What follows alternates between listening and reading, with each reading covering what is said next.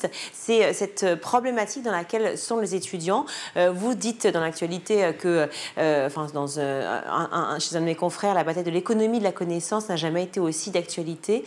Du coup, la question se pose de la rentabilité. Est-ce qu'on peut associer l'éducation à la rentabilité ?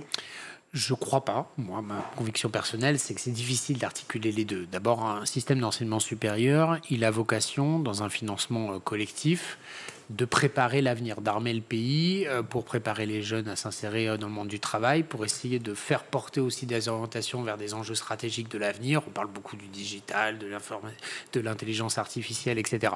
Et donc, c'est vrai que moi, j'ai un regard assez critique sur le principe même philosophique d'avoir des activités lucratives dans un secteur d'enseignement supérieur. Après, je ne suis pas non plus un ayatollah. Moi, je ne veux pas non plus interdire pour interdire.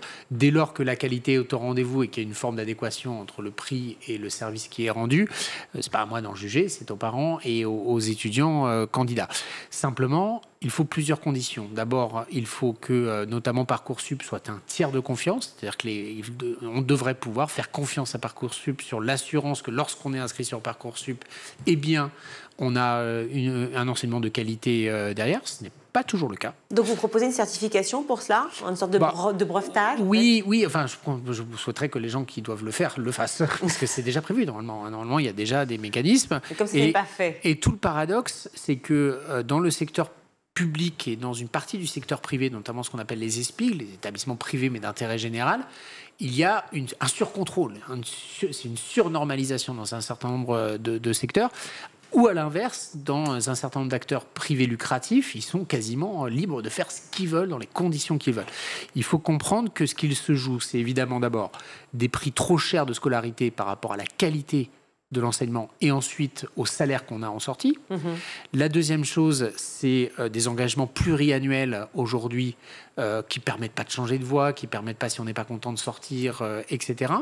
Et troisième chose, c'est même encore plus scandaleux, c'est une forme de fraude où on promet des diplômes qui n'ont parfois même pas de valeur légale. Et donc, quand on se rend compte de ça, il est souvent trop tard. On a souvent signé des contrats. Et donc, c'est ça qu'on va venir, avec cette proposition de loi, essayer de dénouer. Donner plus d'armes aux étudiants pour s'en sortir et tout. Et puis, rappeler quelques principes généraux qu'il faut s'informer avant de s'inscrire. Faites des recherches Internet, demandez des conseils à des enseignants, allez essayer de contacter par les réseaux sociaux d'autres étudiants ou des élèves que vous avez identifiés comme ayant fait ces cursus. C'est souvent un choix assez structurant pour la vie et pour l'avenir, et puis pour le fait de s'assurer que quand on met parfois plusieurs dizaines de milliers d'euros sur des écoles, on a au moins l'assurance que ça sert à quelque chose.